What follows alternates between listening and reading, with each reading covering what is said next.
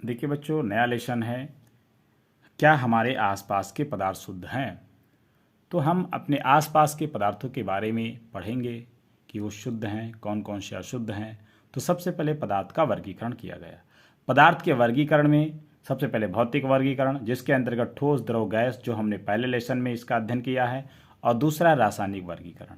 इस रासायनिक वर्गीकरण में पदार्थों को दो भागों में वर्गीकृत किया गया है, शुद्ध पदार्थ और दूसरा है अशुद्ध पदार्थ। शुद्ध पदार्थों में तत्व है, यौगिक है, और अशुद्ध पदार्थ में देखिए समांगी और विषमांगी मिश्रण है।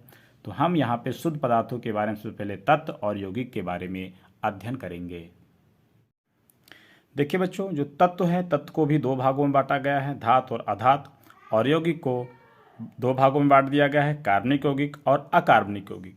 रही बात अशुद्ध पदार्थ को, तो अशुद्ध पदार्थ में हम देखते हैं एक समांगी मिश्रण होता है, एक विषमांगी मिश्रण होता है। अब बच्चों हम इनके बारे में डिटेल से अध्ययन करेंगे।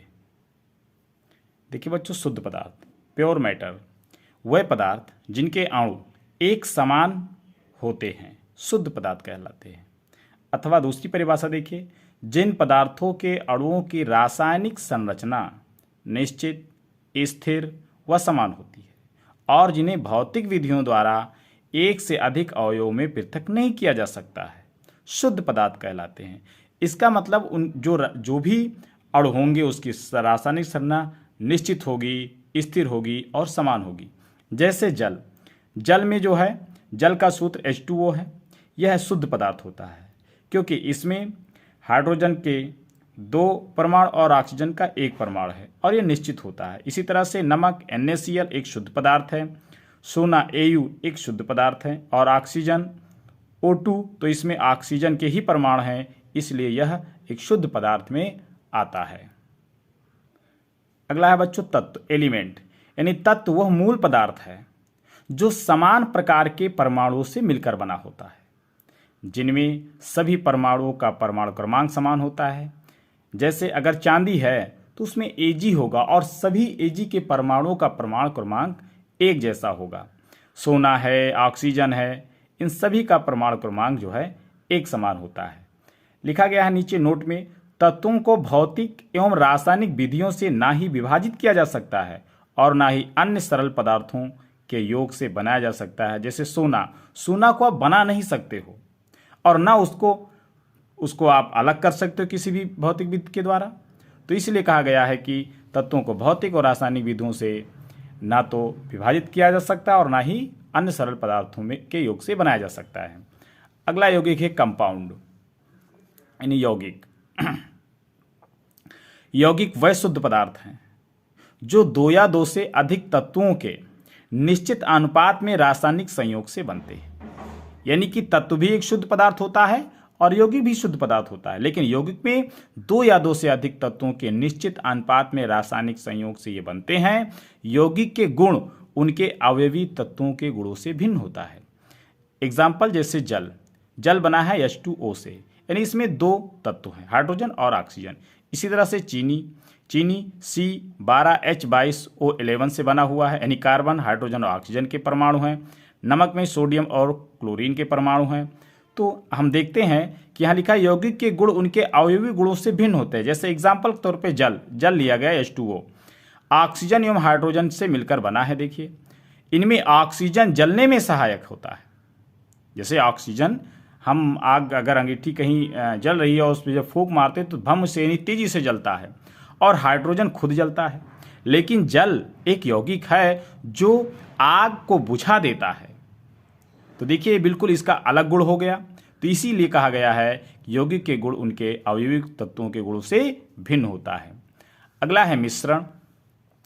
अब देखिए मिश्रण में क्या होता है कि मिश्रण वह अशुद्ध पदार्थ, यानी मिश्रण एक अशुद्ध पदार्थ होता है जो 2 या 2 से अधिक पदार्थों यानी तत्व या यौगिक के किसी भी अनुपात में मिलाने से बनता है। जैसे शरबत, पानी और चीनी, यहाँ फिक्स नहीं होता है कि पानी कितना होगा और चीनी कितना होगा, लेकिन जब दोनों मिलाओगे तो शरबत ही बनेगा। इसलिए यह अशुद्ध पदार्थ है क्योंकि इसमें बिना किसी अनुपात में निश्चित किए बनाया जा सकता है। इसी तरह मिश्र धातु है, वायु है, स्टील है आदि।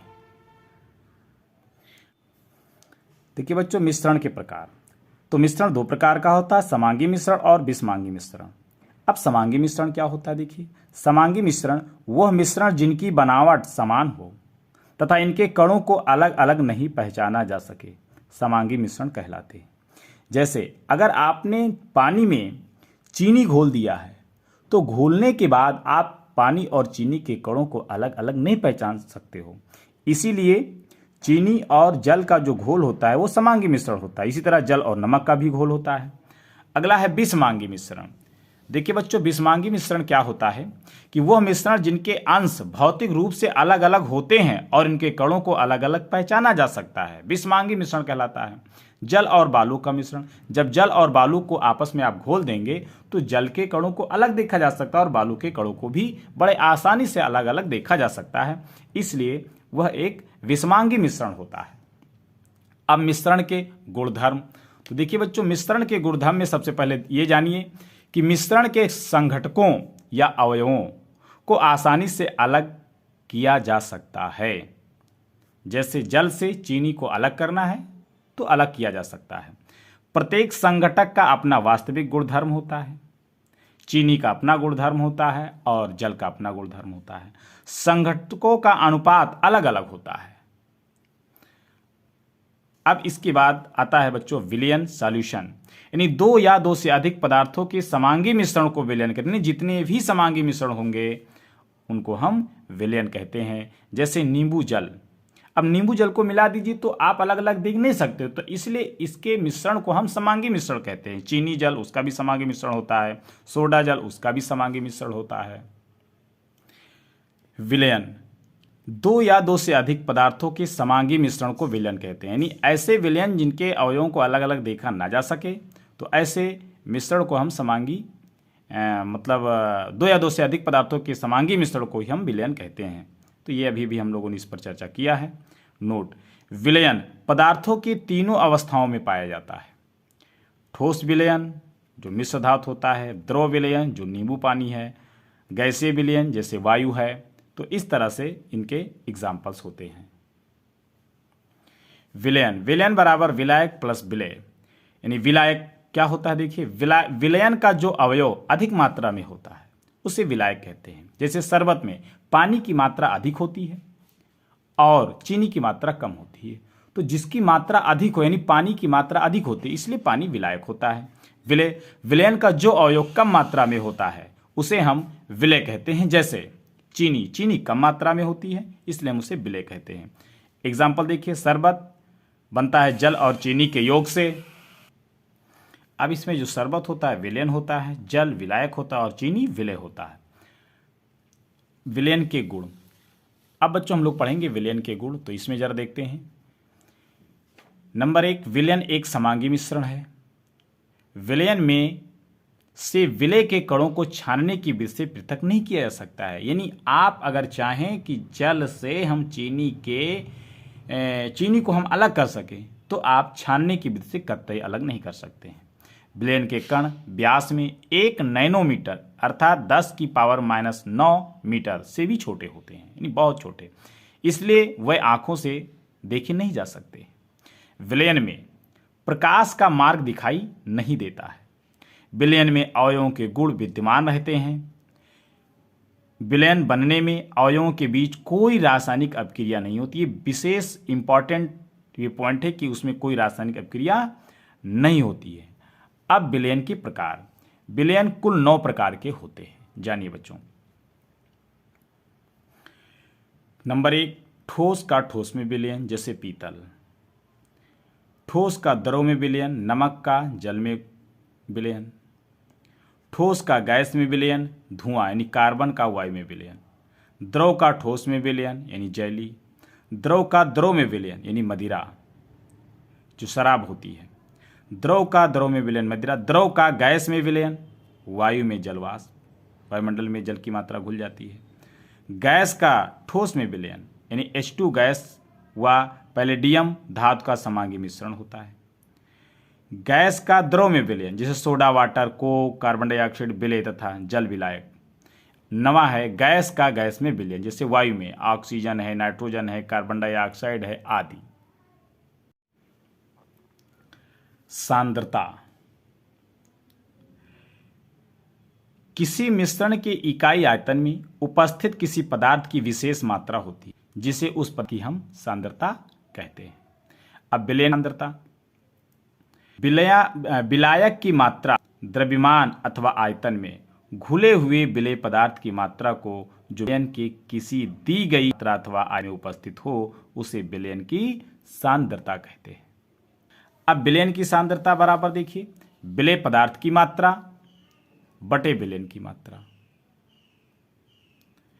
विलयन की सांद्रता प्रतिशत में निकालना है तो विलेय पदार्थ की मात्रा बटे विलयन की मात्रा गुणे 100%।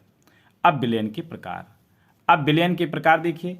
विलयन अगर देखा जाए तो संतृप्त विलयन, वो विलयन जिसमें दिए गए निश्चित पर विलेय पदार्थ जब और अधिक नहीं घुलता तो ऐसे विलयन को संतृप्त विलयन कहते हैं। जैसे एक निश्चित ताप पर अब उसमें और पदार्थ या जैसे चीनी है जल में घोला ना जा सके तो उसे हम संतृप्त कहते हैं। संतृप्त विलयन में विलेय पदार्थ की मात्रा संतृप्तता से कम हो तो उसे असंतृप्त विलयन कहते हैं और उसमें अधिक हम घोल सकते हैं। अति संतृप्त विलयन, यदि किसी में, नीचे देखिए बच्चों, यदि किसी विलयन में विलेय पदार्थ की मात्रा संतृप्त स्तर से अधिक हो तो इसे अति संतृप्त विलयन कहते हैं। घुलनशीलता, विलेय पदार्थ की वो मात्रा जो दिए गए ताप पर संतृप्त विलयन में उपस्थित हो उसकी घुलनशीलता कहते हैं। निलंबन सस्पेंशन, यानी वह विषमांगी घोल जिसे निलंबन विषमांगी होता है जो द्रव में परिक्षेपित हो जाता है निलंबन कहलाता है। निलंबन एक विषमांगी मिश्रण है जिसमें विलेय पदार्थ के कण घुलते नहीं हैं बल्कि माध्यम के समष्टि में निलंबित रहते हैं। ये निलंबित कण आंखों से देखे जा सकते हैं, यानी इनको आप नीचे ये किसी द्रव में या किसी विलयन में घोलते हैं तो नीचे बैठ जाते हैं और उसी को हम निलंबन कहते हैं। निलंबन के गुण, अब देखिए निलंबन के गुण में यह विषमांगी मिश्रण है, लिखा भी ऊपर बताया भी गया है। ये कण नग्न आंखों से देखे जा सकते हैं। निलंबन अस्थायी होता है, निलंबित कण प्रकाश के कणों को फैला देते हैं। अगला है कोलाइड, जिन पदार्थों के विलयन पार्चमेंट झिल्ली में से धीरे धीरे या नहीं विस्तृत होते हैं उन पदार्थों को कोलाइड कहते हैं। इनमें विलायक के कणों का आकार 10⁻⁸ सेंटीमीटर की श्रेणी में तथा दूसरे विलेय पदार्थ के कणों का आकार 10⁻⁴ से 10⁻7 सेंटीमीटर के क्षेत्र में होता है। उदाहरण गोंद है, सरेस है, जिलिटिन है आदि। नोट, ये प्रायः अक्रिस्टलीय होते हैं, जो कोलाइड होते हैं वो अक्रिस्टलीय होते हैं। अगला है बच्चों कोलाइड विलयन। कोलाइड विलयन यह एक विषमांगी मिश्रण है जिसके कण अति सूक्ष्म होने के कारण दिखाई नहीं देते हैं, परंतु कोलाइड के कण विलयन में समान रूप से फैले रहते हैं और ये प्रकाश किरण को आसानी से फैला देते हैं। ऐसा विलयन कोलाइड विलयन कहलाता है। जैसे दूध है, धुआं है, कोहरा है, ये सब कोलाइड विलयन होते हैं। कोलाइड के गुण, यह एक विषमांगी मिश्रण है। इनका आकार छोटा होने के कारण इन्हें आंखों से देखा नहीं जा सकता है। ये प्रकाश के मार्ग को दृश्य बनाते हैं। छानने की विधि से इनकी कणों को अलग नहीं किया जा सकता है। ये टिंडल प्रभाव दिखाते हैं। तो यहां शब्द आया टिंडल प्रभाव। अब इसके बारे में हम लोग जानेंगे। विलयन के अणुओं से टकराकर प्रकाश किरण पुंज का बिखर जाना टिंडल प्रभाव कहलाता है। जैसे यह इसमें एक विलयन है और प्रकाश की किरण को जब हम इस पे टार्च से यानी डालते हैं तो ये प्रकाश की किरण बिखर जाती है और इसी को हम टिंडल प्रभाव कहते हैं। जैसे दूध, कोहरा, धुआं, बादल, कीचड़, जेली, पनीर, मक्खन, ये सब टिंडल के प्रभाव को दर्शाते हैं। टिंडल प्रभाव की खोज टिंडल नामक वैज्ञानिक ने किया था और उन्हीं के नाम पर जो है टिंडल प्रभाव दिया गया। मिश्रण के घटकों को पृथक करने की विधियां जैसे वाष्पीकरण विधि है, अपकेंद्रण विधि है, पृथक्करण विधि है, ऊर्ध्वपातन विधि है, क्रोमेटोग्राफी विधि है, आशवन विधि है और क्रिस्टलीकरण विधि है। इन्हीं विधियों के द्वारा हम मिश्रण के घटकों को उससे अलग करते हैं। अब बच्चों अभी हम लोग भौतिक विज्ञान में पढ़ते हैं भौतिक गुण। तो पदार्थ के कुछ गुणों जैसे रंग, कठोरता, दृढ़ता, बहाव, घनत्व, गलनांक, क्वथनांक इत्यादि को भौतिक गुण जो है कहा जाता है। अब भौतिक परिवर्तन, जब ऊर्जा मतलब ऊष्मा या विद्युत इत्यादि के द्वारा पदार्थ के भौतिक में परिवर्तन हो, इन गुणों में परिवर्तन होता है किंतु इनकी रासायनिक संरचना में कोई परिवर्तन नहीं होता है, तो इसे भौतिक परिवर्तन कहते हैं।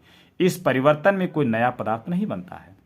उदाहरण, पेड़ों को काटना, फलों से सलाद बनाना, जल में साधारण नमक का घुलना, बर्फ का पिघलना। बर्फ पिघल जाती है तब भी H2O होता है, और बर्फ जब तक है तब भी उसका जो अणुसूत्र है वो H2 होता है, नहीं उसके रासायनिक संरचना में कोई बदलाव नहीं होता है। रासायनिक परिवर्तन, रासायनिक परिवर्तन जब ऊर्जा के द्वारा पदार्थ के रासायनिक गुणों में परिवर्तन होता है और नया पदार्थ बनता है, इस परिवर्तन को रासायनिक परिवर्तन कहते हैं। लोहे पर जंग लगना, भोजन का पचना, चावल का पकना, लकड़ी एवं कागज का जलना, फलों के काटने से चाकू का रंग बदलना आदि। बच्चों, भौतिक परिवर्तन और रासायनिक परिवर्तन में एक मुख्य अंतर यह है कि भौतिक परिवर्तन में कोई नया पदार्थ नहीं बनता है, जबकि रासायनिक परिवर्तन में एक नए पदार्थ का निर्माण होता है, एक नया पदार्थ बनता है। बस आज का लेसन यहीं पर समाप्त हो गया।